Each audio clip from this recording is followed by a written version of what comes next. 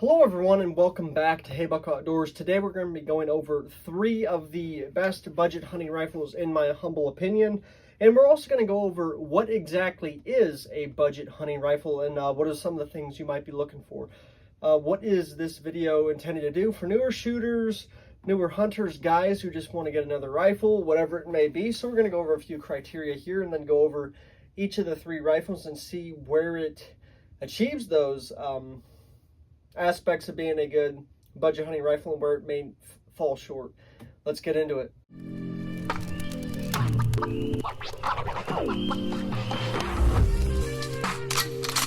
Alright guys, so right in front of us here, this is my first hunting rifle ever that I purchased. This is a Howa 1500 and 6.5 Creedmoor.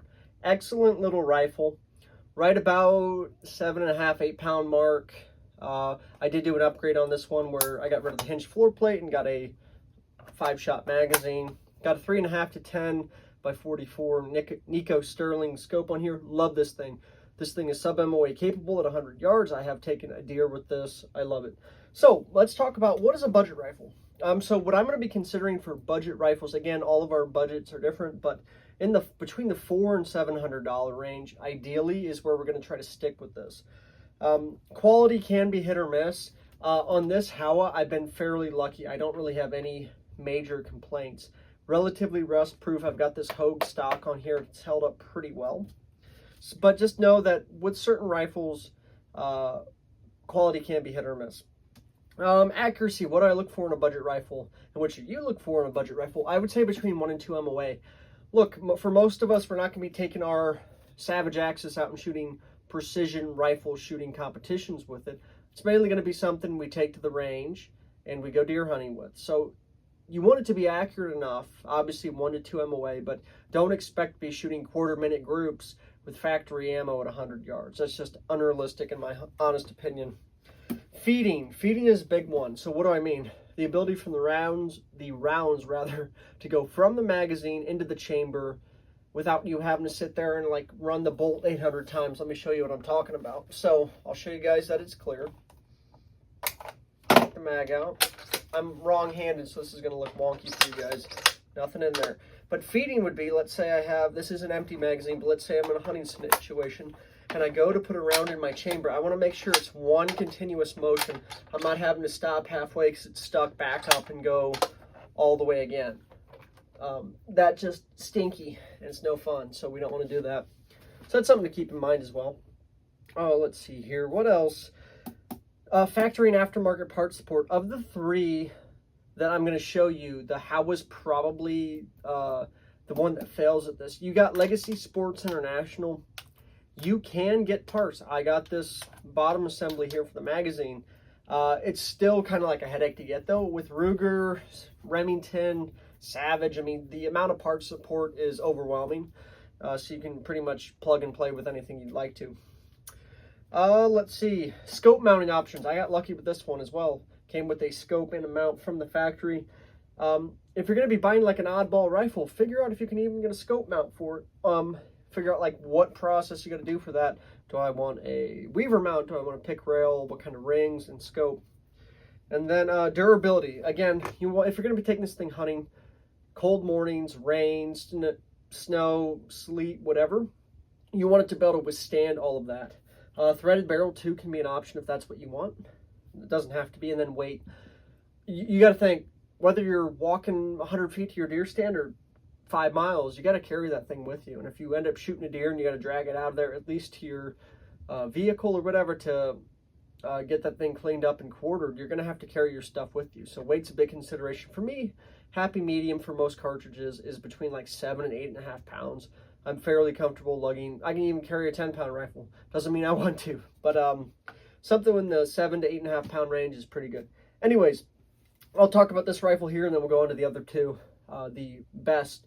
And why do I say best? In my personal situation, the rifles that I've used, I've never shot Tikka, I've never shot a lot of things, but these ones I've had very good success with, and I think you guys might as well. Like I said, Howa Model 1500, based on the Weatherby action. This is, I don't think this is Howa's mini action. This is their small action. 6.5 Creedmoor is perfect. It's a little bit heavier. Like I said, probably getting to 8 pounds. You've got a pretty short barrel, 20, I want to say 20 inches on this for 6.5 Creedmoor. Ideally, I'd get a 22. Obviously, when this thing gets shot out at some point, I'd like to replace it with a 22.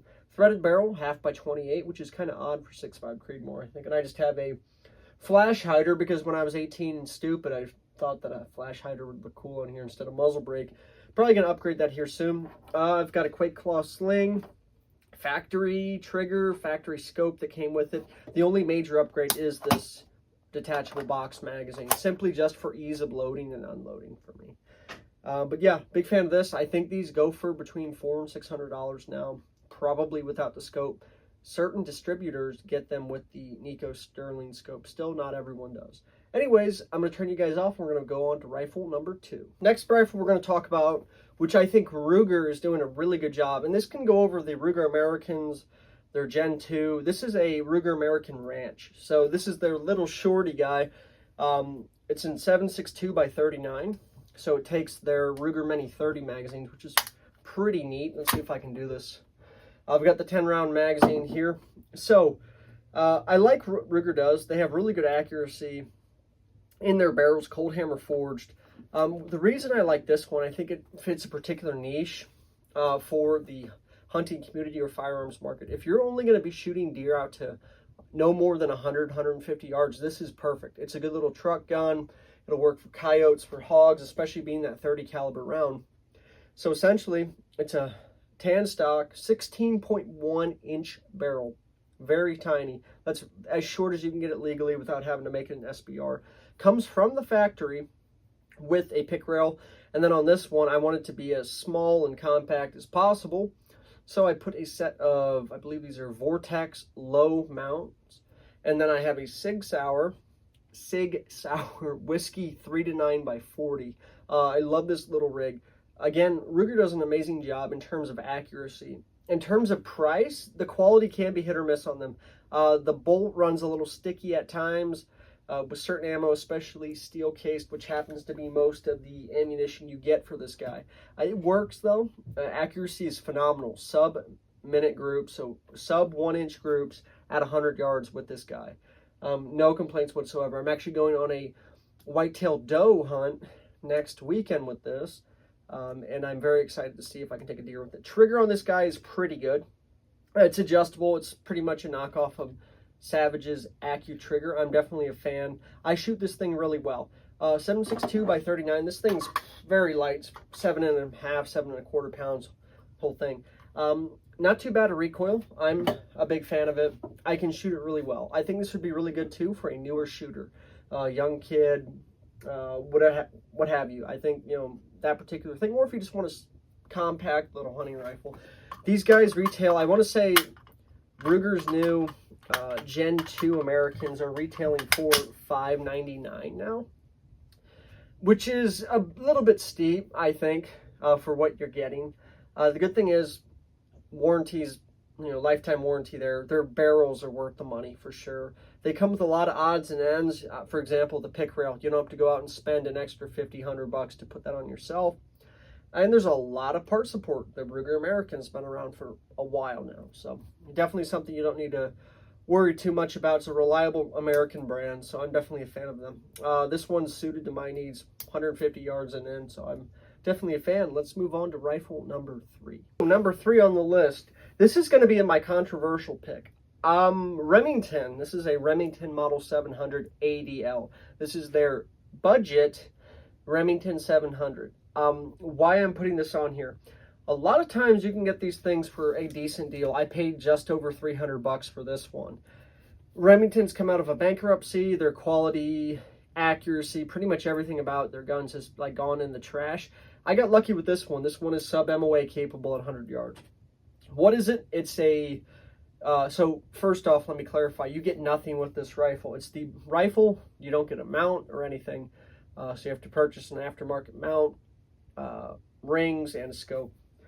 So 24-inch barrel on these guys. I want to say on their long action cartridges such as 270, 30-06, and whatnot, you're going to get a 26-inch barrel. I prefer the longer barrel length. I know some people like it a little bit shorter. Remington's kind of hasn't innovated in that mindset. Where Remington went wrong, trigger's a little bit heavy. I know the new ones, I forget what brand they're using now. The new ADLs are coming out with an adjustable trigger that seems to have good reviews. There's no threaded barrel, and this barrel is like a number 4 profile, so it's extremely light. Other than that, I'm a fan of the rifle. The stock's a little cheap as well. That being said, it shoots.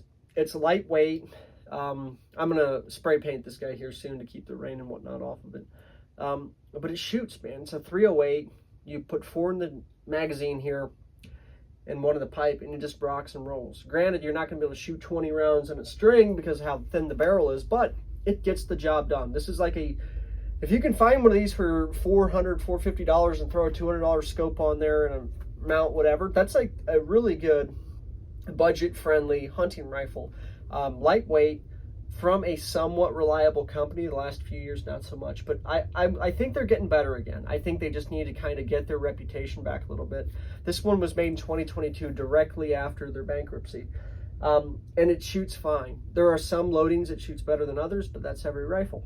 I definitely think if Remington continues on the track they're going, they might need to innovate a little bit more, but I think that, you know, you shouldn't shy away from the 700 ADL. I've seen a lot of reviews for the 6.5 ones, the 308s. Obviously, you can watch my review on the 308 ADL. It shot well. It really did.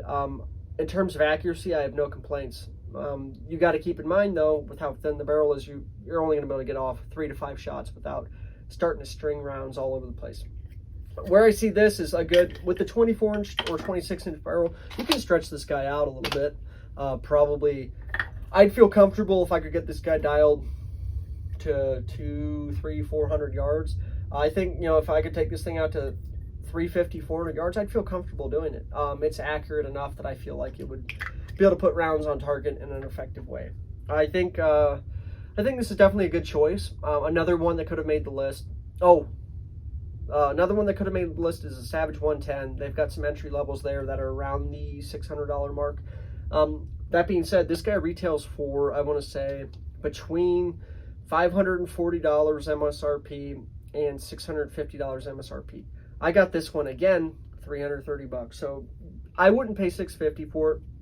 You can find it for $450, maybe even $5. Pull the trigger. It's a good rifle, I think. There are a little bit of hiccups here and there in terms of let's see how small the barrel is. You get nothing with it, but besides that, it's a good rifle.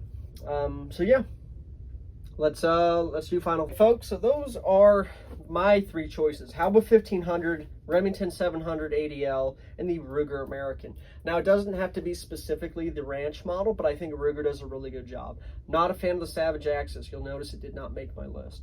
When it came between the Savage Axis and this, I picked the Ruger for a reason. Now, again, I think with either one of these 3, you cannot go wrong. Keep it between the $500 and $700 price point. Nowadays, you can get some lemons, but if you stick with Ruger, Howa, I've never really seen a bad thing with Howa. I would keep them. I wouldn't get the ultralight ones. I think having that 7.5, 8 pound range is pretty good. Calibers, if you're going to have a newer shooter, I know everyone either loves or hates the 6.5 Creedmoor. There's nothing wrong with it. It's accurate. It puts deer down, and it has light recoil, man. It's like 11.8 pounds of recoil, depending on what load you're using. That's definitely great. With how lightweight some of these are, I wouldn't be shooting the magnums out of it. I think you could get away with like 270, 30-06, but I wouldn't be shooting like 300 Win Mag, 7 Mag, stuff like that. But any of your intermediate cartridges, 308, 6.5, 243, 06, 270, you should be good. But yeah, that's the video, guys. Let me know, if you were to make this list, which budget rifle would you choose? Thank you guys so much for watching, and I'll see you on the next video.